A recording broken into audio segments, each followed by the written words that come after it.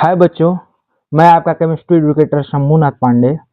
आज class 12th का billion chapter का टॉपिक पढ़ाने जा रहा हूँ, हेनरी नियम। और हेनरी नियम का जो थ्योरम था वो तो पिछले क्लास में हम लोग पढ़ चुके हैं। जो भी आपका क्या था थ्योरम था वो, लेकिन हम लोग आज उस पर क्वेश्चन करने वाले हैं। ठीक है, तो हम क्वेश्चन को स्टार्ट करेंगे। ये सेशन इंपॉर्टेंट होने वाला है बीपीएससी टीआरई 4 के एस्पिरेंट्स के लिए, बिहार स्टेट के एस्पिरेंट्स के लिए, और साथ ही साथ क्लास 12th के बिहार बोर्ड के और अदर स्टेट बोर्ड के बच्चों के लिए। तो इसको ध्यान से आप लोग देखिए और देर न करते हुए इस सेशन को स्टार्ट करते हैं। ठीक है, तो यहाँ देखिए क्या दिया हुआ है। यहाँ दिया हुआ है कि यदि N2 गैस को 293 केल्विन पर जल में से प्रवाहित किया जाए तो 1 लीटर जल में कितने मिली मोल N2 गैस विलेय होगी। N2 का आंशिक दाब इतना है, आंशिक दाब कितना है 0.987 बार है। ठीक है, और ये जो N2 का आपका हेनरी कांस्टेंट है, यानी हेनरी स्थिरांक, वो कितना दिया हुआ है तो 76.48 किलो बार दिया हुआ है, किलो बार। ठीक है, तो ये हेनरी कांस्टेंट हो गया, हेनरी स्थिरांक। तो हम लोग जानते हैं कि अगर हमें विलेयता निकालना है किसी भी गैस का किसी भी द्रव में, तो उसके लिए पहले हमें क्या करना होगा, पहले हमें करना होगा कि उसका निकालना पड़ेगा हमें मोल फ्रैक्शन, यानी कि मोल अंश निकालना पड़ेगा। ये एक्स मोल अंश कहलाता है। इसके लिए फॉर्मूला क्या होता है तो P इक्वल टू होता है P बराबर एक्स और के एच। ठीक है, फिर से मैं लिख देता हूं इसको, के एच इंटू एक्स होता है। ठीक है, तो यहाँ पे अगर हम लोग क्या करेंगे, इस एच को इधर डिवाइड कर देंगे, पी को डिवाइड कर देंगे के एच से, पी को के एच से डिवाइड कर देंगे तो क्या आ जाएगा हमारा P बटा में के एच जो है वो आ जाएगा हमारा मोल फ्रैक्शन, मोल अंश। अब यहाँ P जो है आंशिक दाब है, उसको दिया हुआ है 0.987 बार, तो ये लिख दिए। और नीचे में दिया हुआ है 76.48 किलो बार। ये क्या है, हेनरी कांस्टेंट है। अब हेनरी कांस्टेंट किलो बार में है तो इसको पहले बार में बदलना पड़ेगा। बार में बदलने के लिए क्या करेंगे, 0.9 ऊपर था, 8 और हमारा 7, तो ये लिख लिए 0.987, और इसको डिवाइड किससे कर देंगे, 76481 से। आप कहेंगे कि पॉइंट कहाँ गया सर, तो 1000 से मल्टीप्लाई किए हैं, क्यों किए हैं, ये किलो जो बार था वो हटाने के लिए। अब ये हो गया बार, क्योंकि ऊपर बार में है तो नीचे भी बार में ही चाहिए, तो किलो बार हटा दिए। तो किलो के लिए, किलो में कितना होता है 1000 होता है 1 किलो में, तो 1 किलो का 1000 यहाँ मल्टीप्लाई कर दिए, तो ये 3 अंक का पॉइंट यहाँ से उड़ गया और यहाँ ये चीज आ गया।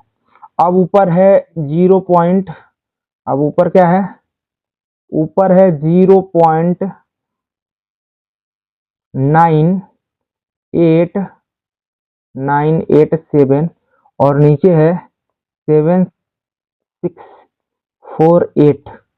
अब इनको जब कटाएंगे हम लोग तो क्या आ जाएगा, ये आ जाएगा 1.29 मल्टीप्लाई 10 टू द पावर, मतलब 1.29 10 पे पावर -5।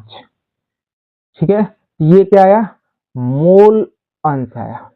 अब मोल अंश तो आ गया, लेकिन हमें निकालना क्या है, मिली मोल में जो है N2 गैस का विलेयता निकालना। तो इसके लिए हमें पहले क्या करना पड़ेगा, नाइट्रोजन का मोल निकालना पड़ेगा। ठीक है, क्योंकि हमें मिली मोल में ये N2 गैस की विलेयता को देखना है। तो मोल निकालने के लिए क्या होता है, मोल के लिए होता है ऊपर में नाइट्रोजन गैस का मोल हो जाएगा, ठीक है, और नीचे में हो जाएगा नाइट्रोजन गैस का मोल प्लस इसी में बोला पानी में तो पानी का मोल। ठीक है, पानी का मोल कितना है हमें पता है, 55.5 मोल होता है 1 लीटर अगर पानी दिया हुआ है। तो कितना पानी दिया हुआ है, देखिए 1 लीटर दिया हुआ है यहाँ। तो 1 लीटर पानी के लिए इतना मोल होता है, ये आपको याद रखना चाहिए। और ये जो है ये हो गया N2 का मोल है, ये भी हो गया N2 का मोल, मतलब नाइट्रोजन का मोल बराबर x कितना दिया हुआ है हमें, तो x हमें दिया हुआ है 1.29 मल्टीप्लाइड बाई 10⁻⁵। अब इसको सॉल्व करेंगे तो क्या करेंगे, ये जो मोल दिया हुआ है नीचे में N2 का, वो इसके मोल के तुलना में वाटर के मोल के तुलना में बहुत कम है, नेग्लिजिबल है।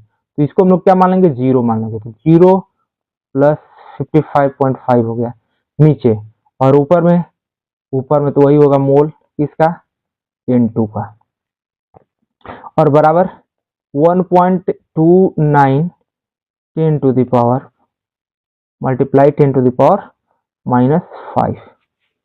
अब इसको जब सॉल्व करेंगे हम लोग तो क्या आ जाएगा, तो इसको जब हम लोग सॉल्व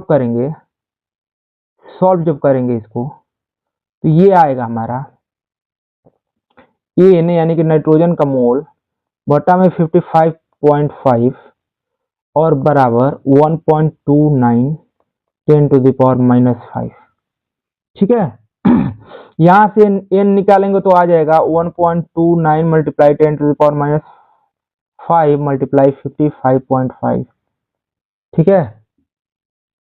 जब गुणा कर लेंगे तो ये आ जाएगा 7.16 मल्टीप्लाई 10 टू द पावर -4 मोल। ये मोल में है, ध्यान दीजिएगा। हमें किस में निकालना है, मिली मोल में। तो मिली मोल में निकालना है तो हम क्या करेंगे, 1000 से मल्टीप्लाई कर देंगे। ठीक है, 1000 से मल्टीप्लाई जब कर देंगे तो क्या आ जाएगा हमारा, तो आ जाएगा यही चीज आ जाएगा जो 1.6 मल्टीप्लाई 10 पावर -4 है, गुणे 1000 कर देंगे तो क्या आ जाएगा हमारा, अगर गुणे 1000 कर देंगे तो अब आटा में 1 मोल। ठीक है, नीचे लिखिए चाहे मत लिखिए, तो ये आ जाएगा 0.716 मिली मोल। ठीक है, तो मिली मोल में इसका कितना आएगा, इतना आएगा विलेयता नाइट्रोजन की। ठीक है। तो ये चीजें थी, आशा करता हूं आपको समझ में आ गया होगा। अब आगे बढ़ते हैं। ठीक है, आगे बढ़ते हैं, देखते हैं आगे। यहाँ दिया हुआ हेनरी नियम का उद्योगों में अनुप्रयोग, मतलब उद्योग में हेनरी नियम का कहाँ कहाँ उपयोग किया जाता है। तो एक तो सोडा जल जो हम लोग बनाते हैं, सोडा जल जो कोल्ड ड्रिंक पीते हैं हम लोग, उसमें कौन सी गैस घुली होती है, कार्बन डाइऑक्साइड। तो कार्बन डाइऑक्साइड गैस को घुलाने के लिए हम लोग हेनरी नियम का उपयोग करते हैं, क्योंकि आंशिक प्रेशर जो होता है, आंशिक दाब ऊपर से वो ज्यादा लगा देते हैं हम लोग, जिसके वजह से जो कार्बन डाइऑक्साइड गैस होती है वो कोल्ड ड्रिंक में चाहे स्प्राइट हो चाहे थम्सअप हो, किसी में वो ज्यादा घुल जाएंगी।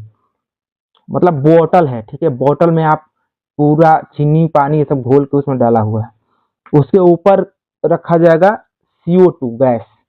ठीक है, वहां पर डाला जाएगा और उसके बाद उसको पिस्टन से किसी चीज से दबा के जबरदस्ती बोतल में भर दिया जाएगा, वो जाके अंदर घुल जाएगा CO2। तो यहाँ पे इस नियम का उपयोग हुआ है, हेनरी नियम का। क्यों हुआ, क्योंकि हेनरी नियम की वजह से ही तो आप उसको दबाए हैं, आपको वहीं से तो पता चला कि ज्यादा दबाव लगाएंगे आप गैस का पानी में चाहे जल में या किसी द्रव में तो वो ज्यादा घुलेगा। तो यहाँ पे हेनरी नियम का उपयोग हुआ। दूसरा, गहरे समुद्र में, दूसरा ये है कि गहरे समुद्र में श्वास लेते हुए गोताखोरों को अधिक दाब पर गैसों की अधिक घुलनशीलता का सामना करना पड़ता है। अब देखिए, पानी में जो गोताखोर नीचे जाते हैं तो नीचे तो दाब ज्यादा रहता है पानी की वजह से दबाव, तो वहां पे दबाव ज्यादा बढ़ने की वजह से वो लोग जो सांस में लेते हैं वायु वो ज्यादा ब्लड में घुल जाती है क्योंकि दबाव ज्यादा है।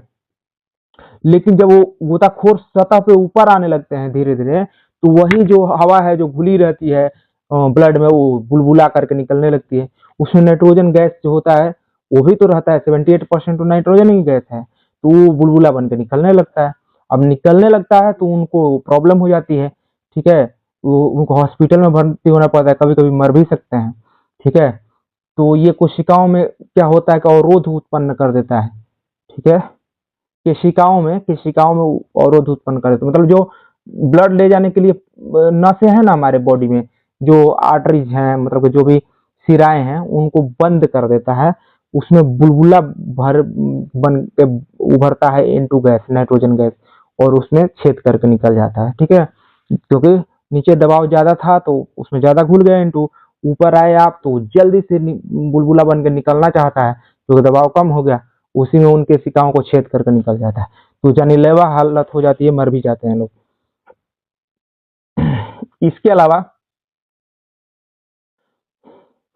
इसी से बचने के लिए जो गोताखोर होते हैं, वो जब पानी में जाते हैं नीचे, तो उनके जो सिलेंडर वाला गैस जो दिया जाता है उनको नाक में लगाने के लिए, उसमें नाइट्रोजन का मात्रा कम कर दिया जाता है, और उसके जगह पे 11.7% क्या किया जाता है, हीलियम भर दिया जाता है, और 32.1% ऑक्सीजन भर दिया जाता है, और नाइट्रोजन का मात्रा घटा करके 57.2% कर दिया जाता है। ठीक है, तो इतना मात्रा जो है नाइट्रोजन का घटा दिया जाता है, ऑक्सीजन का बढ़ा दिया जाता है, और हीलियम का उसमें जबरदस्ती और गैस घुला दिया जाता है, जो सिलेंडर में वो लोग गैस लेके जाते हैं।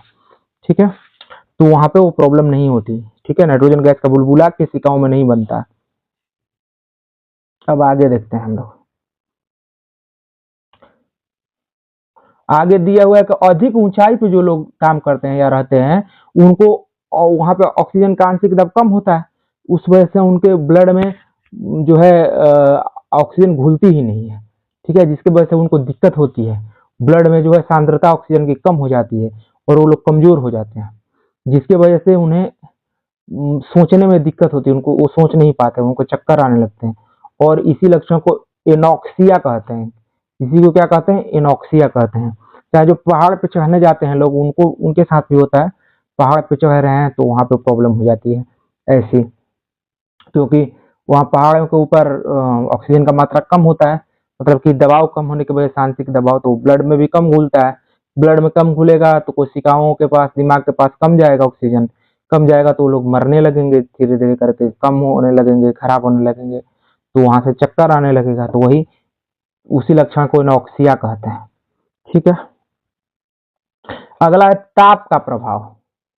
तो ताप का एक तो ये बात है कि ताप जब बढ़ता है तो किसी भी गैस का विलेयता कम हो जाती है। ठीक है, कोई गैस घुलने वाली भी है किसी द्रव में, तो जब आप ताप बढ़ा देंगे तो वो कम घुलेगी। ठीक है, घोले जाने पर गैस के अणु जो होते हैं द्रव प्रावस्था में विलीन हो जाते हैं, और वो इसी प्रक्रिया को हम लोग ऊपर में पढ़े थे, क्या कहते हैं, विलीनीकरण कहते हैं। ठीक है, जब घोलते हैं हम लोग गैसों को, ठीक है, गैस के अणुओं को द्रव में, तो वो उसमें जब घुल जाते हैं तो उसी प्रक्रिया को विलीनीकरण कहते हैं। और ये जो है विलीनीकरण को संघनन के समान ही समझा जाता है। संघनन में क्या होता है, गैस जो है उनको ठंडा कर दिया जाता है, वो लिक्विड यानी कि द्रव बन जाते हैं। तो वैसे ही जब हम लोग गैस को दबाव लगा करके और घुला देते हैं किसी द्रव में, तो वो भी संघनन जैसा ही व्यवहार करता है। और संघनन में क्या होता है, तो संघनन में जो है आपको ऊष्मा निकलती है, मतलब कि ठंडक उनको दिया जाता है, तो ऊष्मा उनसे निकलती है। किन से, जो भी गैस हैं उनसे, जो गैस द्रव बन रहे हैं उनसे ऊष्मा निकलती है, यानी ऊष्माक्षेपी ये अभिक्रिया होती है। वैसा ही सेम विलीनीकरण भी ऊष्माक्षेपी प्रोसेस है, ऊष्माक्षेपी प्रक्रिया है, क्योंकि इसमें भी क्या होता है, ऊष्मा निकलता है। ताप बढ़ा देते हैं इसीलिए तो वो कम घुलते हैं गैस, क्यों, क्योंकि ऊष्माक्षेपीय जो है प्रोसेस होता है, ऊष्माक्षेपीय प्रक्रिया होती है विलीनीकरण की। लेकिन आप ताप बढ़ा दिए, ताप तो आपको कम करना चाहिए, तब जाके आपका ऊष्माक्षेपी में होगा, आगे बढ़ेगा वो जो भी प्रोसेस है, वो जो प्रक्रिया है। लेकिन आप अगर ताप बढ़ा देंगे तो उल्टा जाने लगेगा, यानी कि घुलने के बजाय निकलने लग जाएगा। ठीक है, और अगर ताप कम कर देंगे तो कोई भी चीज, कोई भी गैस जो है वो द्रव में घुलना चाहेगी, और ताप बढ़ा देंगे तो उसमें से निकलना चाहेगी। क्यों, क्योंकि ये ऊष्माक्षेपी होती है प्रक्रिया। ऊष्माक्षेपी में ऊर्जा निकलता है और आप उसको ऊर्जा दे रहे हैं, तो नहीं होगा, फिर वो उसमें घुलेगा ही नहीं, तो इसीलिए ये दिक्कत होती है। ऊष्माक्षेपी की वजह से ताप बढ़ने पर विलेयता घटती है। ठीक है, क्योंकि जो विलीनीकरण है वैसा प्रक्रिया है, ऊष्माक्षेपी प्रक्रिया। तो यहाँ तक हम लोग को पढ़ना था आज। तो आज का टारगेट खत्म हो गया, तो मैं बोलूँगा आप लोगों को कि अब यही सेशन को एंड करते हैं, और इस चैनल को, अपने चैनल को आप लोग सब्सक्राइब कर लीजिए, ठीक है। और लोगों तक वीडियोज को शेयर किया कीजिए, प्लीज़ शेयर किया कीजिए वो, और फेसबुक पे, व्हाट्सएप पे शेयर किया कीजिए, और लाइक भी किया कीजिए। जो कमेंट में बताइए दिक्कत कोई होती है तो, ठीक है। तो अब सेशन को एंड करते हैं। Bye, have a nice day.